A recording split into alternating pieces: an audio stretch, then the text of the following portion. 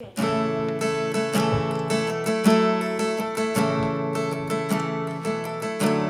final H in our 4 H's of financial wisdom is hope. Hebrews 11:1 says, "Now faith is the assurance of things hoped for, the conviction of things not seen." This last element is the place where we learn to express confidence in the future, both for the remainder of our time on earth and in eternity, and to live out our financial lives into the promises that God has for each one of us. This hope is not the hope of the prosperity gospel, which promises wealth and health here and now as your ultimate reward. Rather, this hope is the hope of eternity and the hope of gaining more of God now. The purpose of getting our financial lives in order is not for our comfort or security.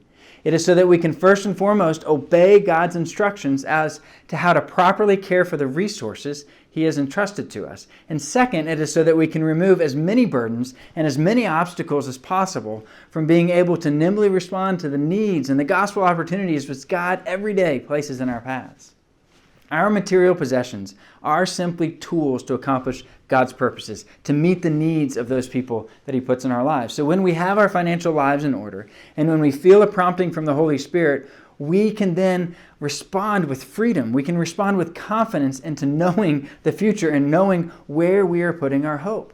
And so this hope element ultimately talks about margin. How much extra do we have in our budgets? How much extra do we have in our lives? When we have no margin in our finances and we have no margin in our time, we become constrained and unable to engage with the people and needs around us.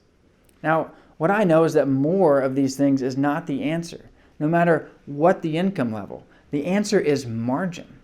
We talked about being content with what you have, and this truth is actually lived out in diligently pursuing margin in our lives.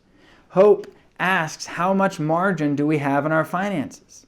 So as we think through this margin meter that's on your 4 H's of financial wisdom, I want to ask you where you sit on this scale. Are you struggling, not able to make ends meet? Are you surviving, living paycheck to paycheck? Are you stable, saving some with an emergency fund, secure, saving for long-term goals, or surplus, having more than enough?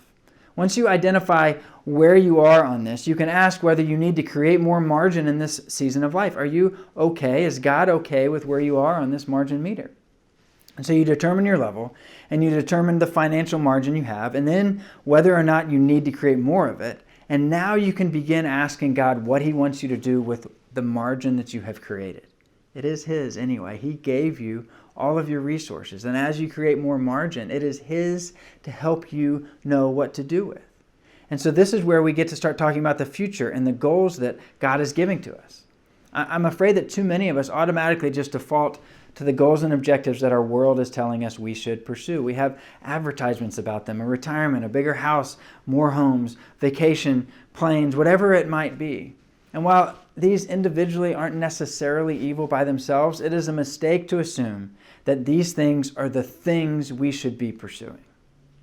Every one of us needs to be asking God what He is leading us into for the rest of our time here on earth and then ultimately in heaven. This is where we can focus and we can dream big about how God can use our lives for eternity, how we can focus our lives on eternity, how we can place our hope in everything that we do on eternity and spend and save and do all those things in light of eternity. We've talked about having a long-term perspective. We've talked about how that helps us make better decisions today. This is where this truth can be exercised. The long-term perspective, though, that we need to be most aware of is eternity. And the question we need to be asking with our margin, with all of our finances, is how do I best prepare for eternity? We all have hope for the future. Unfortunately, too many of us put our hope just in our future time here on earth instead of our future in eternity. Hebrews tells us that our faith allows us to be confident in our future now. It allows us to be sure that our future is secure, but it's not just in earthly things, it's in eternal things, because we will never be fully secure here on earth with earthly things. They can always be taken away, but we can always be secure about our eternity. Eternity can never be taken away from you and I. And so let's ask, where is our hope? Do we have enough margin to pursue the things that God is putting in front of us? Do we have room in our lives to pursue the hope, to pursue the future and the goals, the big ideas that God has for us to point people towards eternity, to point people towards Him? Let's ask how we can use our margin to place our hope where it belongs and help other people point their hope to where it belongs in eternity. And let's live lives that point to the glory and joy of eternity. And let's place our hope where it belongs.